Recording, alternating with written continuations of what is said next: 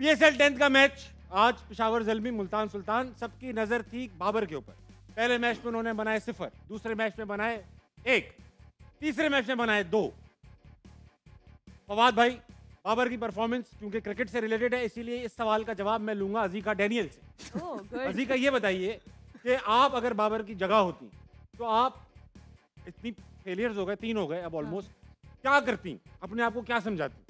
मैं अपने आप को ये समझाती कि मैं सोशल मीडिया देखना बंद करूं, टीवी देखना बंद करूं और अपने आप पे, अपने गेम पे फोकस करूं, क्योंकि मेरी मेंटल हेल्थ काफ़ी डिस्टर्ब हो जानी थी after so much of criticism. हाँ, सब आप शट डाउन करती हैं सब चीजें। मैं सबको शट डाउन करके सिर्फ और सिर्फ अपने गेम पे कंसंट्रेट करती, दैट्स इट। बस ये करती हैं आप? हाँ। ठीक भैया, इसी बात से याद आया कि आज पाकिस्तान के एक अजीम क्रिकेटर, ऐसे क्रिकेटर जिनके बारे में हम सब जानते हैं, ज़बान ज़द-ए-आम पे उनका नाम है, पाकिस्तान के लिए कई फतूहात हैं, उन्होंने एक बयान दिया बाबर आजम के बारे में, आइए देखते हैं। And let's see, may the best team win. मैं एक चीज कहना चाहता हूँ, एक चीज। ठीक है, मुझे लगता है बाबर आजम आज सेंचुरी करेंगे। चले सही है, we'll wait and watch.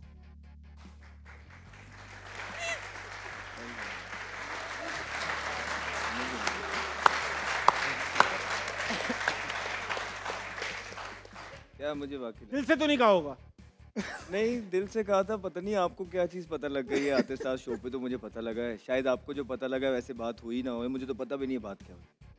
नहीं, मुझे नहीं समझ में आ रहा आप क्या बात कह रहे हैं, लेकिन लेकिन फिलहाल बाबर आजम के बारे में आपने कहा आज वो सेंचुरी करेंगे, ऐसा क्या लगा आपको आज के दिन में कि आपको लगा कि वो सेंचुरी करेंगे? बिकॉज यार ड्यू है एक लीग लेवल पे, जिस तरह की पिचेस हैं, जो बॉलिंग है, यू एक्सपेक्ट के बाबर आजम जैसे प्लेयर हैं वो ज़्यादा देर तक क्वाइट नहीं रहेंगे। ठीक बात। और अगर जो आप इनके हिमायती भी हैं उनसे भी बात करेंगे तो वो यही कहते हैं कि यार आप अब आके वो बोलने लगे। आई थिंक अभी भी लेट है कि यार पता नहीं आपको क्या हो गया। इसी तरह हमें भी पता लगता है कि देखें, आप जितने मर्जी गंदे पैच से गुजर रहे हो, प्रेशर में हो, लेकिन जितनी लंबी फॉर्म इनकी खोई है, किसी और बैट्समैन की मैंने दुनिया में नहीं देखी कि इतने लॉन्ग पीरियड ऑफ टाइम के लिए कोई बंदा आउट ऑफ बिल्कुल टच हो।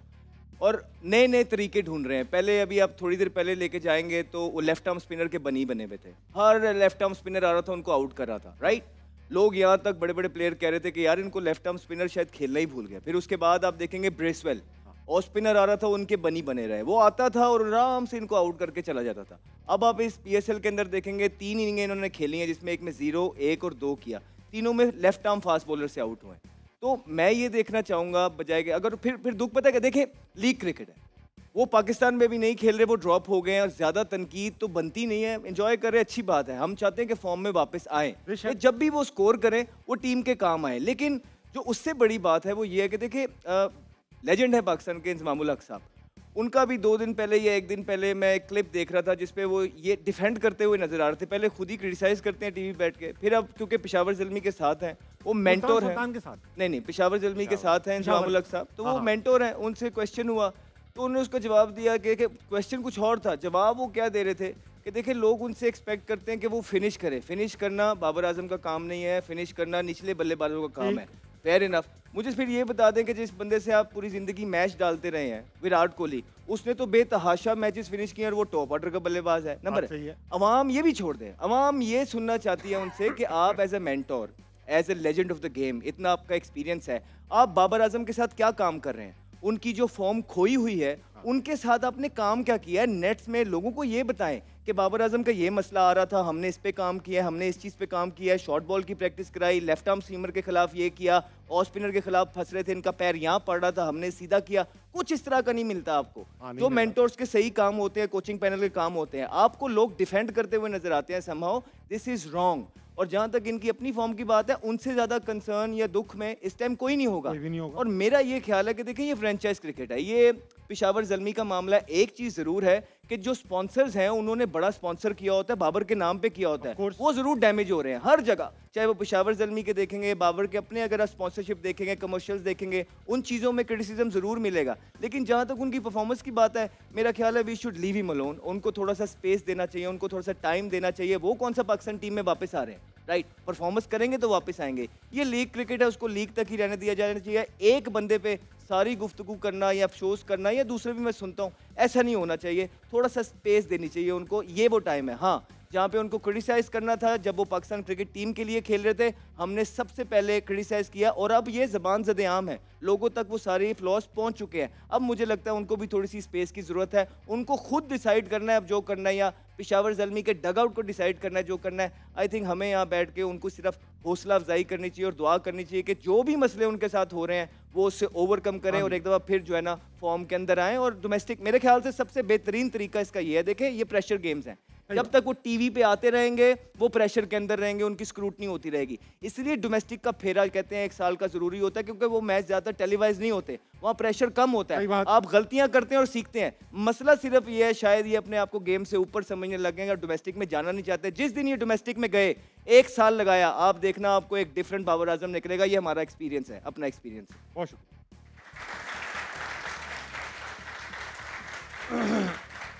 बहुत शुक्रिया अहमद भाई, बड़ा मुख्तसर सा जवाब दिया आपने। आपसे बात करूंगा, बाबर आजम की फॉर्म आउट है, मगर जो अप्रोच वो लेके चल रहे हैं उस आउट ऑफ फॉर्म, भाई एक अप्रोच होती है ना, बैट्समैन आउट ऑफ फॉर्म होता है, अपना नंबर आगे पीछे करता है, अच्छा शॉट खेल के आउट होने लगता है, अप्रोच नजर आती है कि यार मैं कुछ बेहतर करना चाहता हूँ। आपको अप्रोच नजर आ रही है that he wants to come over it, get over it? ये कोई भी बैट्समैन हो, कोई भी बैट्समैन हो, चाहे वो उसने पाकिस्तान खेला हो, इवन नहीं भी खेला हो, डोमेस्टिक भी खेला हो, कोई भी जानबूझ के आउट नहीं होता। ठीक है। और हर कोई प्लेयर परफॉर्म करना चाहता है, रन्स करना चाहता है। यस, उसके पास जाहिर है, अभी जैसे अहमद ने भी बोला कि यार उसको थोड़ी स्पेस देनी चाहिए, क्योंकि हम बहुत ज़्यादा ही सिर्फ उसी को करे जा रहे हैं। ऐसा लग रहा है कि एक पाकिस्तान की टीम भी बनती है तो अगले 13 प्लेयर नहीं होते, सिर्फ बाबर ही होता है या रिजवान होता है। ठीक है, इन्होंने ठेका लिया हुआ कि ये लोग ही रन्स करेंगे तो मैच जीतेंगे, अदरवाइज ये लोग स्ट्राइक रेट तेज करेंगे तो जीतेंगे, बाकी क्या 9 प्लेयर क्या करने हैं। बिल्कुल ठीक बात है। तो दूसरी बात ये है कि देखिए, जहाँ तक बाबर की बात है, अभी मैं जैसे अहमद ने इंजी भाई का नाम लिया, मैं एक और एक क्लिप देख रहा था। हमारे बैटिंग कोच कौन है अभी पाकिस्तान के?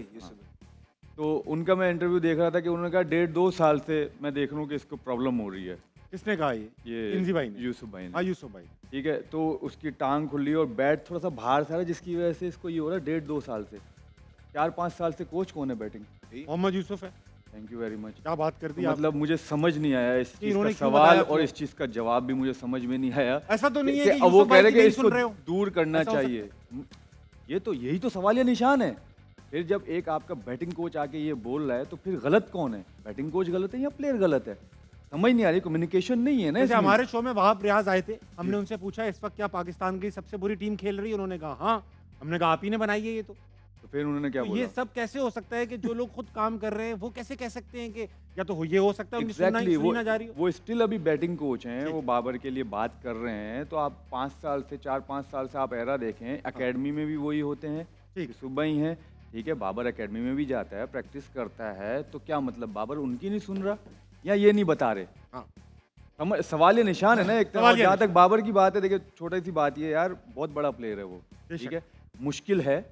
जैसे इसने बात की फॉर्म का है, हाँ डोमेस्टिक जाके खेलें, जो उनके लिए सही हो वो ज़रूर करें, ताकि वो फॉर्म में आए। बेहतर उनके लिए भी अच्छा है और पाकिस्तान के लिए भी अच्छा है, क्योंकि ये प्राइम टाइम है अगले 3-4 साल उनके, जो पाकिस्तान को ये अच्छा सर्व कर सकते हैं, उनके लिए और फतूहात लेके आ सकते हैं। तो हमारी सपोर्ट बाबर के साथ है, बट लेकिन जो उसको जो इस चीज़ से निकाल सकती है वो ज़रूर करे, सुने भी, दूसरों की भी सुने। कोई मतलब नहीं, किसी को ईगो सामने नहीं लानी चाहिए, बीच में नहीं लानी चाहिए। अगर कोई बोला, शायद आप ये देखिए बेहतरी के लिए बोल रहा है, सही बात, कभी उसके लिए ये थोड़ी बोले। जितनी उनसे परफॉर्मेंस की है, आई डोंट थिंक सो कि अभी जितने भी हम लेजेंड्स की भी बात करते हैं, जो भी करते हैं, तीनों फॉर्मेट में जितनी उसकी परफॉर्मेंसेस हैं, मेरे ख्याल से हर कोई प्लेयर बहुत दूर होगा उससे परफॉर्मेंस वाइज।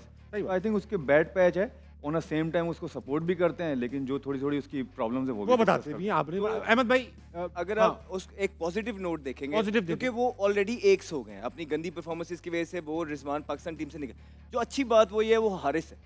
आप देखें कि आज भी 2 आउट थे, पहली बॉल पे आया, उसने निकल के विली को छिक्का मारा। तो ये अप्रोच है आजकल के मॉडर्न डे क्रिकेटर्स की, कि अगर यही फॉर एग्जांपल, मैं बुराई नहीं करता, लेकिन बाबर या रिजवान होते तो आप 2 आउट होते तो आप देखते कि वो अपना टाइम लेते। लेकिन वो हारिस था, नया बच्चा, तो उसने आके पहले बॉल पे छिक्का मारा और उस मोमेंटम जो गेन किया उन्होंने उस ओवर के, उसके बाद आप देख ले 227 रन लगाया। ठीक है, कितनी दफा ऐसा हुआ है जब बाबर और रिजवान खेल रहे हुए हैं, चाहे जितना मर्जी बैटिंग पिच है, जब 2 अर्ली आउट हो जाते हैं तो ये लोग 15 ओवर आराम से खेलते हैं, और उसके बाद हमें हवारी कहते हुए नजर आते हैं कि यार वो क्या करें अकेले, 2 आउट हो गए थे, 3 आउट हो गए थे। नहीं, वो करते जब हम कह रहे थे जो मोहम्मद हारिस आज का बच्चा मॉडर्न डे क्रिकेट खेल के बता रहा है। तो छोटे बड़े सबसे सीखना चाहिए। जब सीखने का अमल बंद हो जाता है उसके बाद फिर आपकी जो प्रोग्रेस है इम्प्रूवमेंट है वो खत्म हो जाती है। अजीका सॉरी एक सवाल और है। ये लोग हैं, मैं तो करना चाह रहा था। छोटा सा सवाल है, अहमद भी है। आप पाकिस्तान से अभी बड़ा सवाल कर लो। आप 2 बार छोटा सवाल कर चुके। अब देखिए टाइम ज़ाया हो गया, फिर आप थोड़ा बड़ा सवाल। नहीं मैं छोटा ही करूंगा। एक प्लेयर है अभी तैयब ताहिर। कहाँ है? तैयब ताहिर, मैं वही बोल रहा हूँ कि जो पाकिस्तान से रेगुलर खेल रहा है और कप्तान कौन है पाकिस्तान का? रिजवान है। और वो किसकी टीम में है?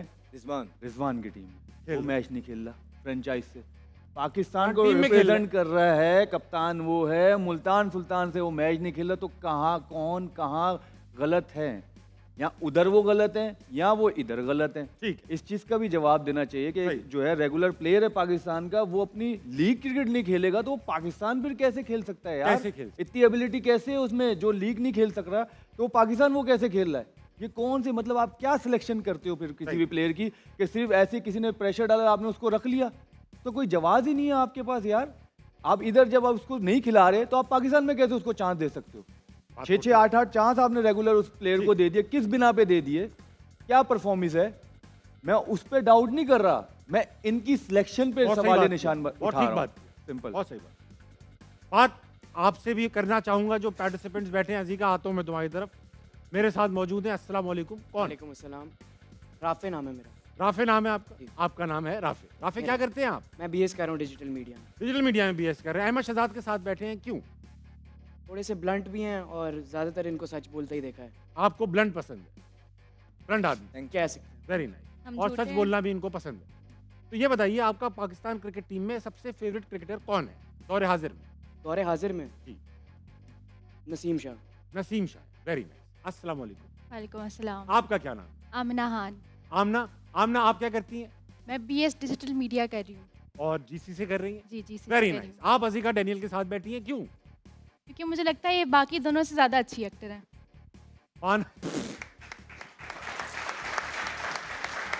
अच्छा, ये खुश होने की बात नहीं है अजीका, कंपैरिजन तो देखो आप, वो क्रिकेटर्स हैं। बहरहाल फेवरेट क्रिकेटर कौन है आपका? नसीम शाह। नसीम शाह अच्छी बैटिंग करते हैं। नसीम शाह ये तो है, अच्छी बैटिंग करते हैं ना। और हाँ जी, अच्छे प्यारे भी बहुत हैं। अच्छी बैटिंग करते अच्छी बाकी भी उनके 2 और भाई प्यारे और भी हैं। 2 भाई और भी हैं उनके। अच्छा, तुम एक बात बताओ, नसीम शाह की कौन सी सेंचुरी आपको अच्छी लगी? साउथ अफ्रीका वाली या ऑस्ट्रेलिया वाली? ऑस्ट्रेलिया में उन्होंने काफी मैच जितवाया और साउथ अफ्रीका में उन्होंने ड्रॉ करवा दिया। नहीं, लेकिन वेस्ट इंडीज लेकिन गेम पे ध्यान नहीं था, प्लेयर पे था। नहीं, वेलकम टू हारना मनाए। मेरे साथ मौजूद हैं, वाह वाह वाह, ये अहमद शहजाद जो कल कपड़े पहनकर आए थे आपके पास छोड़ आए थे शायद। क्या नाम है आपका? मेरा नाम मोहम्मद मामून है। मामून, आप ये बताइए, आपके नाम का एक ड्रामा भी हमारे जमाने में आता था, इश्क मामून आता था टर्किश ड्रामा, इश्क ममनू। क्या नाम है आपका? मेरा नाम मोहम्मद मामून है। हाँ, हो गया तो बता दिया, तो बार रिपीट क्यों कर रहे हो आप? क्या करते हैं मामून? बीएस डिजिटल मीडिया कर रहा हूँ गवर्नमेंट कॉलेज से आप और आपका वैसे ताल्लुक पेशावर से? जी पेशावर। Very nice. अच्छा, ये बताओ। हाँ, अगला सवाल मैं पूछता हूँ, फवाद अलमी क्यों? हाँ भाई, आपने पूछना था ना। इनको तो यार टीम में सेलेक्ट नहीं किया, आपने क्यों सेलेक्ट किया? अच्छे लगते हैं, मजलूम बहुत हैं। अरे आपने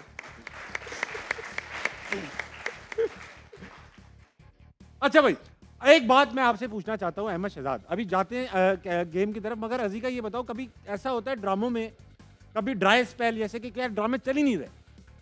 बिल्कुल होता है, कंप्लीटली ऐसा होता है। ये फेज लोगों पे आता है, चाहे वो अपने किसी भी प्रोफेशन में हो, आप पे एक ड्राई फेज आता ही आता है डेफिनेटली। और एक दफ़ा नहीं, कई दफ़ा आता है।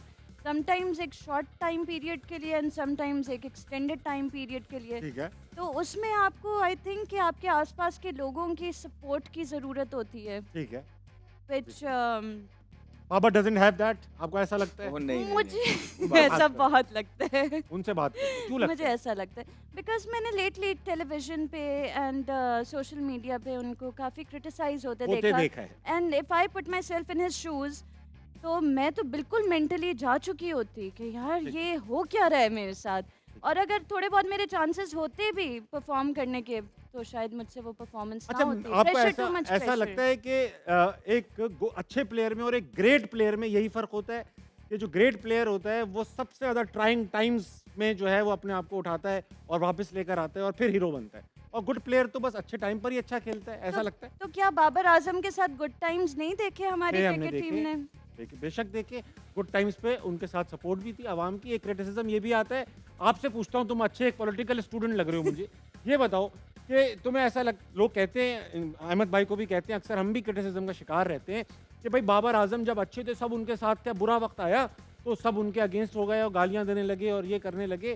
तो तुम्हें लगता है कि क्रिकेट जो है वो गेम है, इसमें आप जब अच्छा परफॉर्म करते हैं एवरीबडी इनकरेजेस यू कि यार बड़ा अच्छा खेला, बड़ा अच्छा खेला। आप बुरा खेलने लगते हैं तो कुछ देर तक तो लोग आपकी सपोर्ट में रहते हैं, यार आएगा, कम ऑन आएगा, मगर आखिर कब तक यही करेंगे, ये बताओ।